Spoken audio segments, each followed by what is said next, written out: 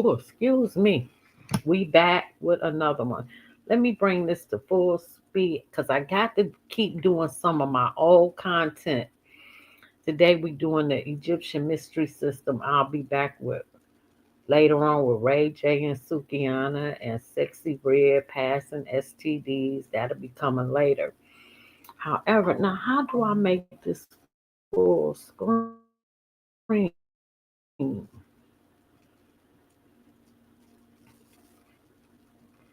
Let me see. Oh shoot, I messed up.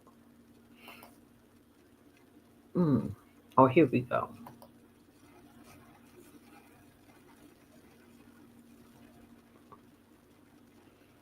All right, here we go. Here we go. Here we go. All right, the Egyptian mystery system.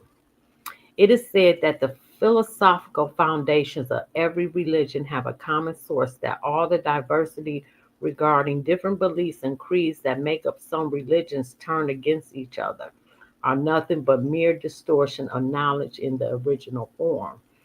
In order to preserve this primordial wisdom that gave birth to all belief systems, groups of philosophers have gathered in small schools throughout history under the vows to never let the true knowledge die. Here are their philosophies.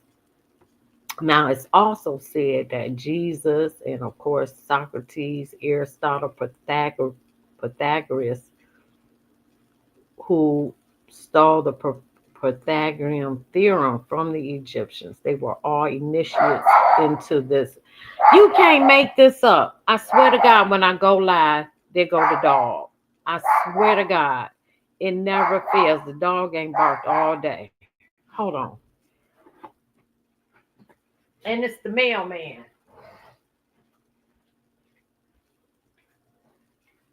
Huh.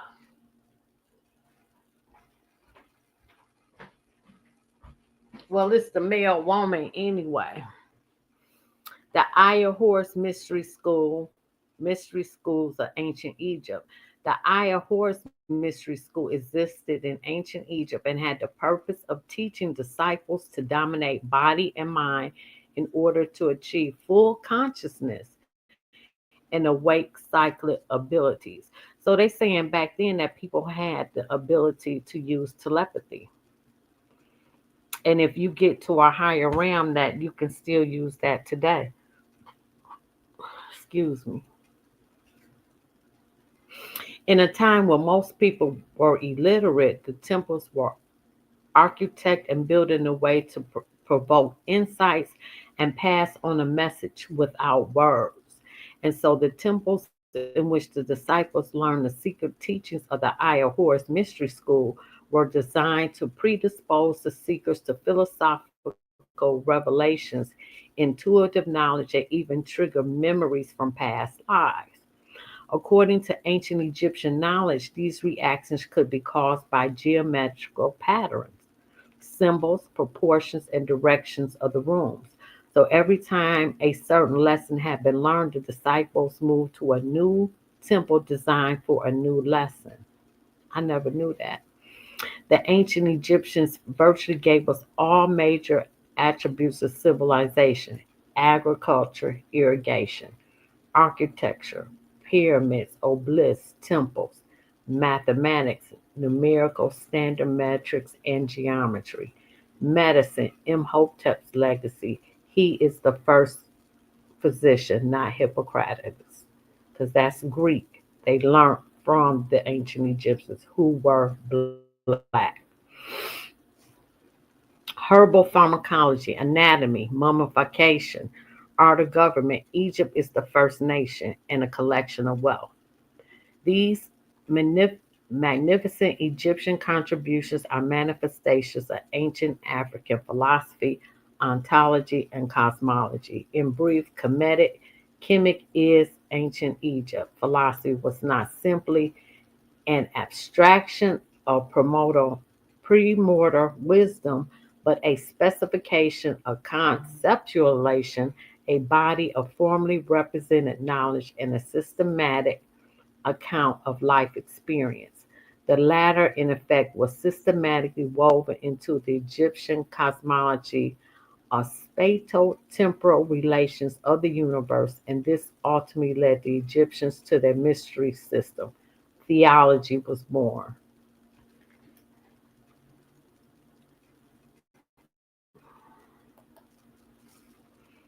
With respect to the creation of the universe, there are two important Egyptian documents, namely the Ani, or Heliopolis creation narrative, and Memphite declaration of deities.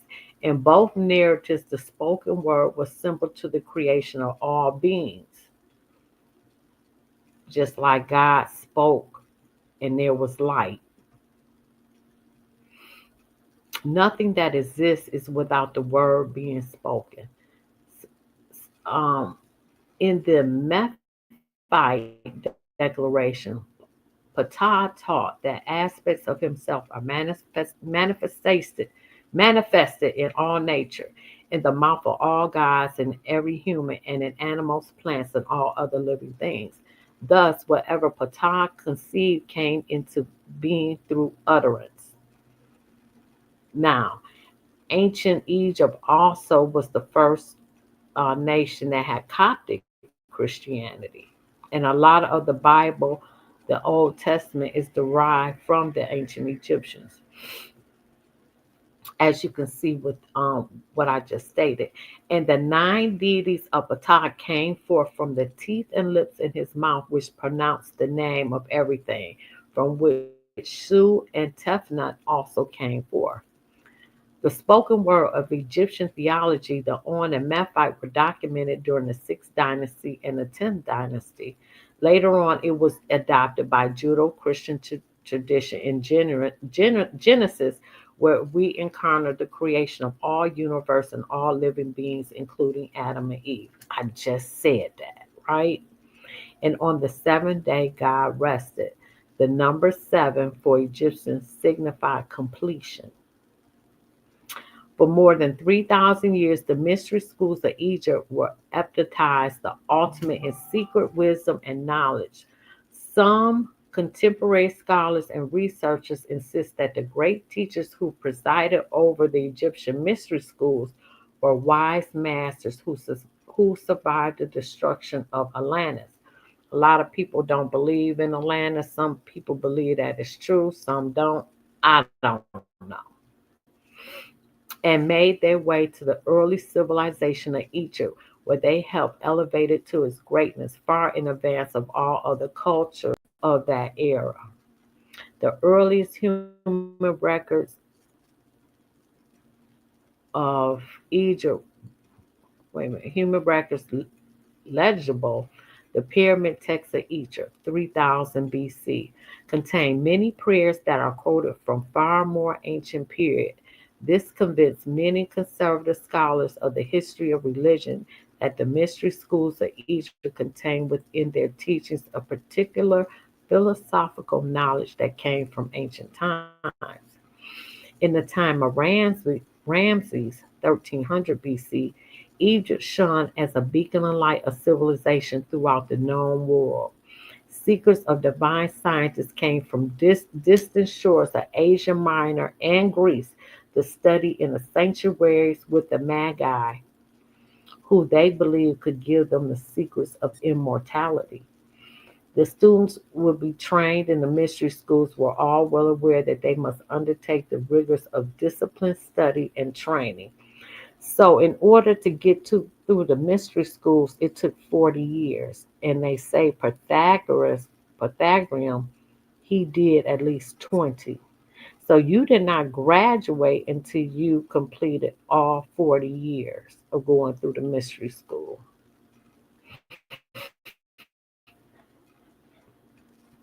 Oh, and that's what we're getting to now.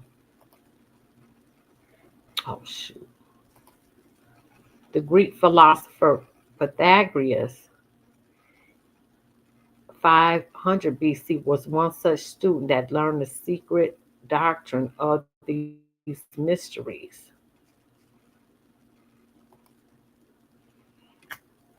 Before he established his own school of philosophy in southern Italy, Pythagoras spent 22 years, my bad, I said 20, in the temples of Egypt as an initiate in the ancient mysteries. It's well documented that classical Greek thinkers traveled to what we call Egypt to expand their knowledge. When the Greek scholars Thales, Hippocrates, Pythagoras, Socrates, Plato, and others traveled to Kemet, they studied at the Temple Universities, Wasap, and Isut. Here, the Greeks were inducted into a wide curriculum that encompassed both the esoteric as well as the practical. Thales was the first to go to Kemet. He was introduced to the Kemetic mystery system, the knowledge that formed the basis of Kemet's understanding of the world, which had been developed over the previous 4,500 years. And he returned. Thales made a name for himself by accurately predicting a solar eclipse and demonstrating how to measure the distance of a ship at sea. He encouraged others to make their way to Kemet to study. In Kemet, Hippocrates, the father of medicine, which was Imhotep, who was black, was the father of medicine, learned of disease from previous exploration of Imhotep, who established diagnostic medicine 2,500 years earlier. This early Renaissance man, priest, astronomer, and physician, was described as the first figure of a physician to stand out clearly in the midst of iniquity by the British medical trailblazer William Osler. In Kemet, Pythagoras, the father of mathematics, which is a lie, learned calculus and geometry from the Kemetic priests based on millennia old papyrus. The Greeks appear to have formed their own interpretations of what they learned in Kemet, nor did the Greeks ever deny the credit due to the Kemets for their education. Egypt was a cradle of mathematics, Aristotle wrote. And that was from Van Sertermeyer. I got a couple of his books. The Kemetic education was meant to last 40 years, although no Greek thinker is known to have made it through the entire process. Pythagoras is believed to have made it the furthest, having studied in Kemet for 23 years. The Greeks seem to have put their own spin on the knowledge they learned. Plato's education may have expressed it best. The Kemetic mystery system was based upon a wide array of human knowledge. It encompassed math, writing, physical science, religion, and supernatural, regarding tutors to be both priests and scholars. Perhaps the aspect of the system or the religion of science. Mayat was goddess who embodied the concept of national order to the universe. This idea of rational passed from the Egyptians to the Greeks, writes historian Richard Hooker. The term Greek philosophy is a misnomer, for there is no such philosophy in existence. The ancient Egyptians had developed a very complex religious system called the Mysteries of Osiric, which the Orishas come out of, which was also the first system of salvation. The Egyptian mystery system was also a secret order. Membership are gained by initiation and secrecy. After nearly 5,000 years of prohibition against the Greeks, the Egypt permitted them to enter Egypt for the purpose of education, first through the Persian invasion and secondly through the invasion of Alexander the Great. The Greek students were taught directly by Egyptian priests. Books ascribed to Aristotle have proved to be physically impossible for any single man within a lifetime. He, when Alexander the Great went in and took over Egypt, Aristotle put his name on the books. He didn't write that. He plagiarized.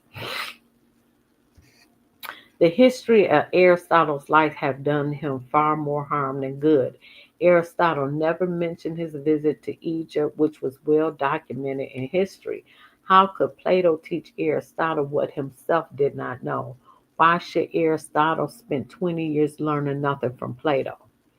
Know thyself. Most young students in the world believe that the opening the quote was uttered by Socrates, but the truth is that the Egyptian temples carried such inscriptions like the weekly bulletins of our modern churches. Similarly, on hearing or reading about the four cardinal virtues, most people assumed it was determined by Plato. Nothing could be more misleading.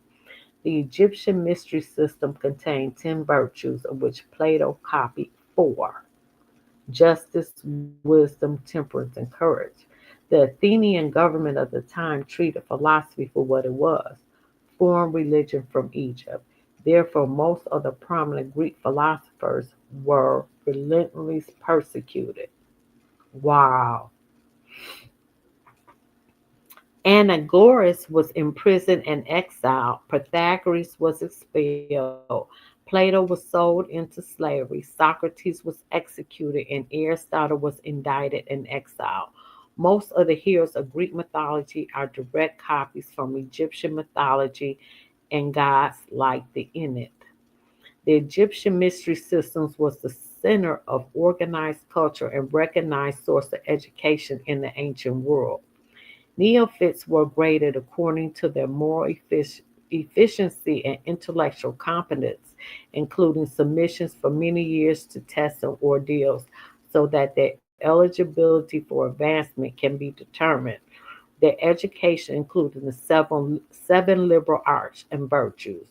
The virtues were more abstractions, sentiments, but positive valor and virality of the soul.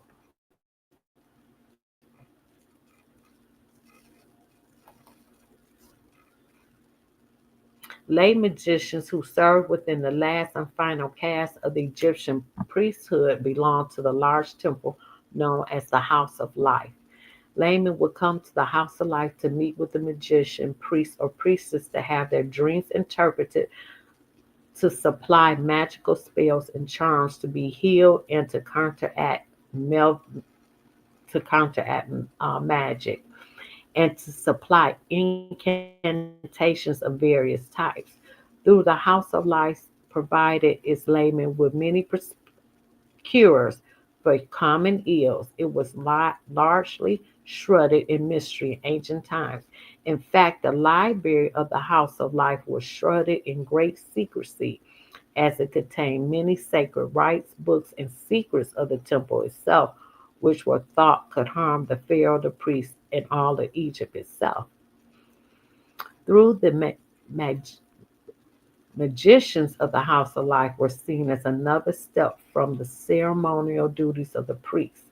They were no means less important, and it is evidenced by the presence of many magical wands, papyri texts, and other archaeological evidence. The House of Life took on a role directly important to the way of life of ancient Egypt. One final position within the priesthood highly worthy of mention in ancient Egypt is that of the scribes. The scribes were highly prized by both the pharaoh and the priesthood, so much so that if some of the pharaoh's tombs, the pharaoh himself is depicted as a scribe in the pictograms.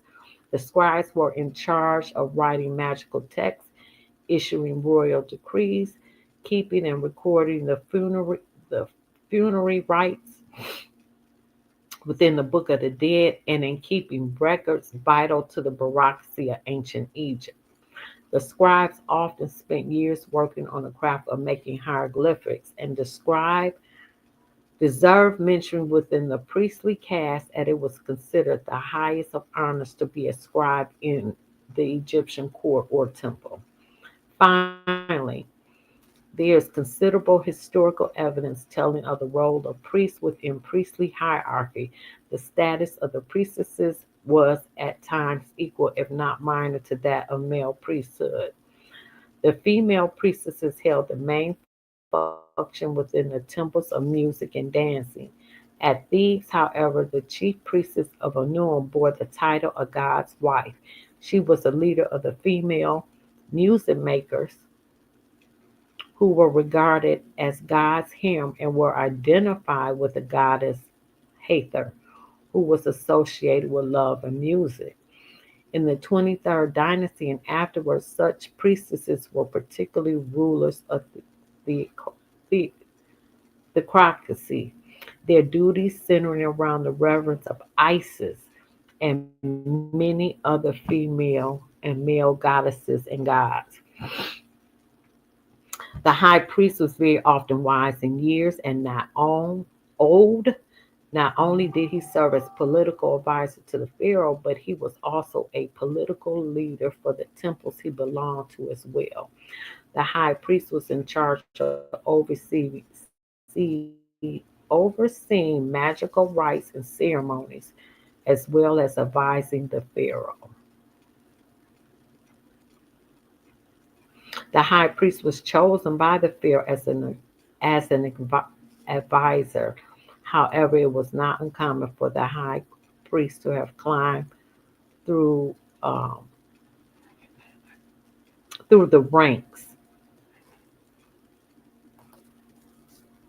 Secondly, the education of the Egyptian priests also consisted of specialization in secret systems of language and mathematical symbolism. It would appear there were two forms of writing used among the Egyptians: the Demotic, believed to have been introduced by Pharaoh, I cannot say that name, for trade and commercial purposes. The hieroglyphics, of which there were two forms: the hieroglyphics proper and the heretic, a linear form, both of which were used by priests only in order to conceal the secret and mystical meaning of their doctrines. We are also informed that the mystery system of Egypt used modes of spoken language, which could only be understood by those initiated.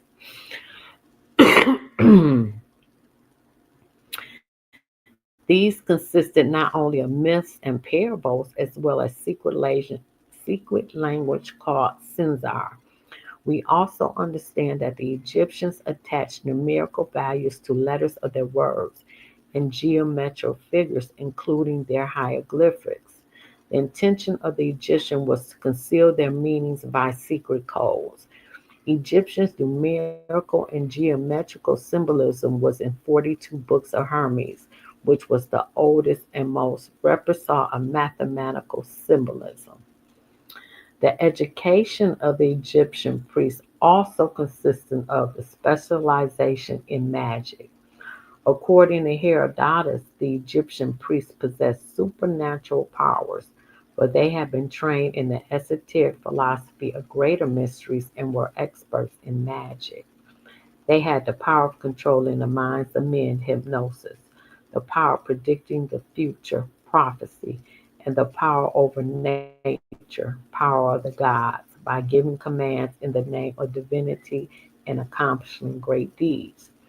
Herodotus also tells us that the most celebrated oracles of the ancient world were located in Egypt: Hercules at Canopus, Apollo at Apollonius Magna, Apollo is in Revelations, Menera at Thebes, Diana at Budapest, Mars at Pampirus, Jupiter at Thebes, and Ammonia, the Greek oracles, were Egyptian imitations. That is a fact. They were imitations. Here it might be well to mention that the Egyptian priests were the first genuine priests of history who exercised control over the laws of nature. It should also be mentioned that the Egyptian Book of the Dead is a book of magical formula and instructions intended to direct the fate of departed souls. It is a prayer book of the mystery system of Egypt. Priests received training in post mortem conditions as well as methods of the curse for mummification.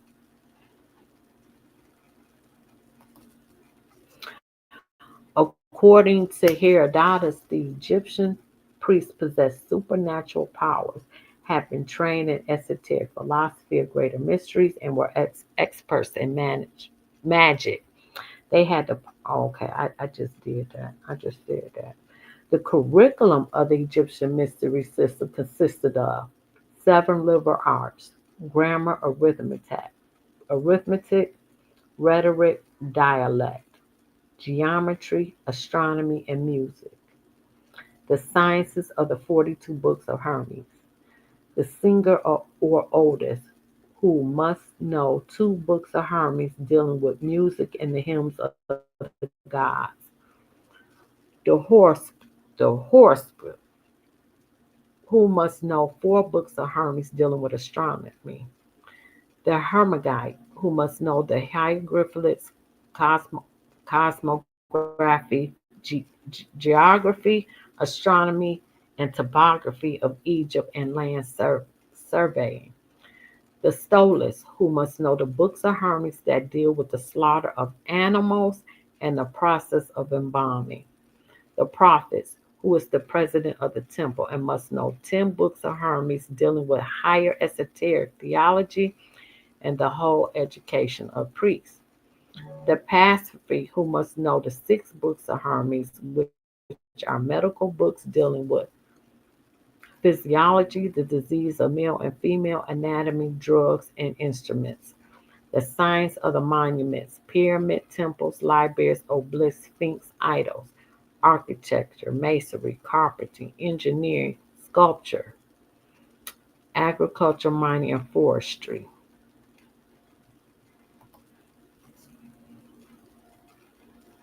A priest or priestess in ancient Egypt was generally chosen by the king.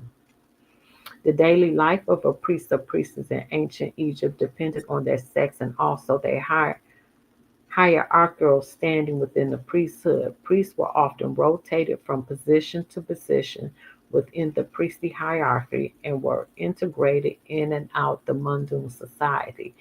This rotation system generally went that a priest would enter into temple life 1 month or at least 3 times a year.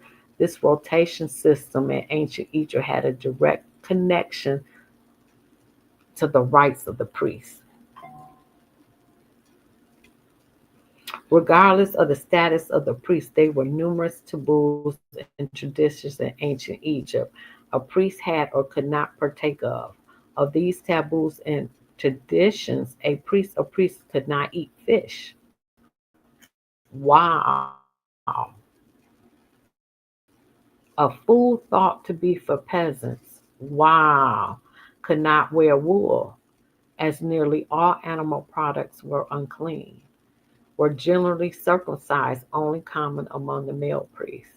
And it was not uncommon for priests to bathe 3 or 4 times a day in sacred pools.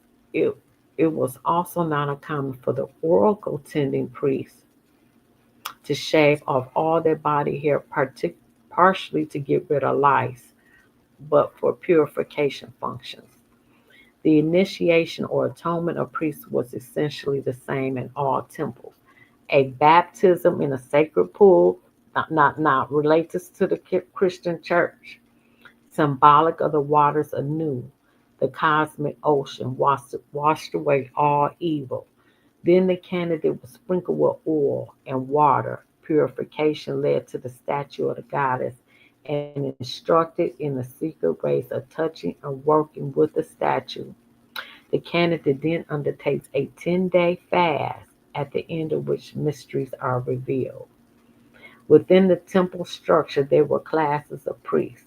The administrative officials in large temples, such as Karnak, functioned as a separate group, one not too concerned with religious perspective.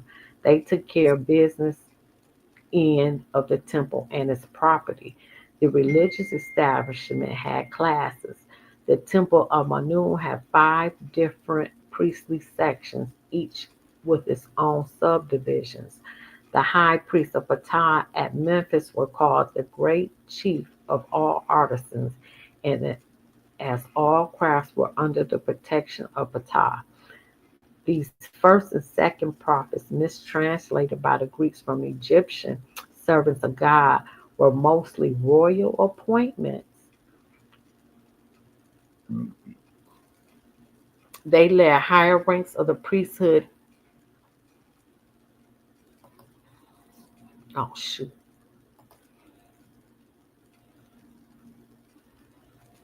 They led higher ranks of the priesthood in ritual functions of the temple. The priests and priestesses took on both magical and economic stance within the temples. The most famous of ancient religious mysteries were the Eleusins, whose rites were celebrated every 5 years in the city of Eloise to honor. Wait a minute.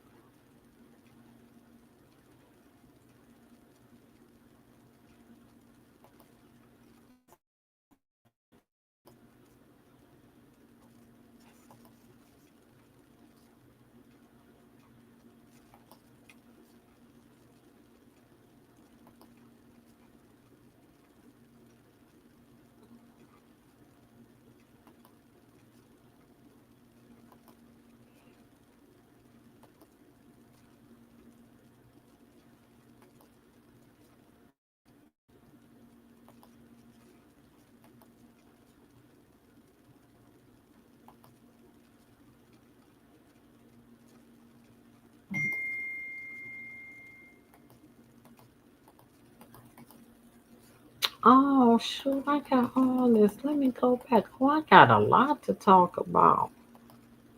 But we gonna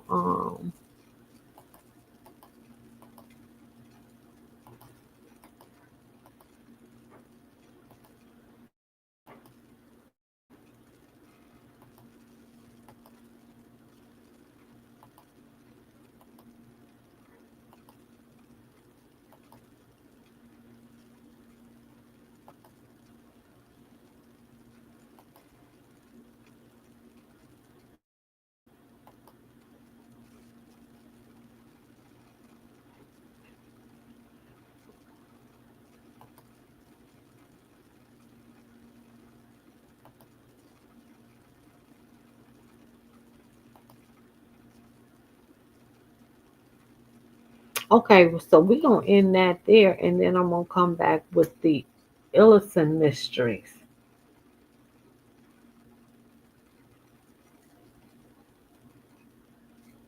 Well, that's how we're gonna do that.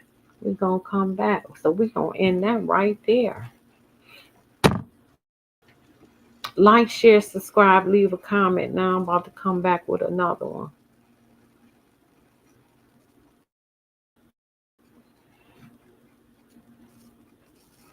Like, share, subscribe, leave a comment. All right, we're about to end this one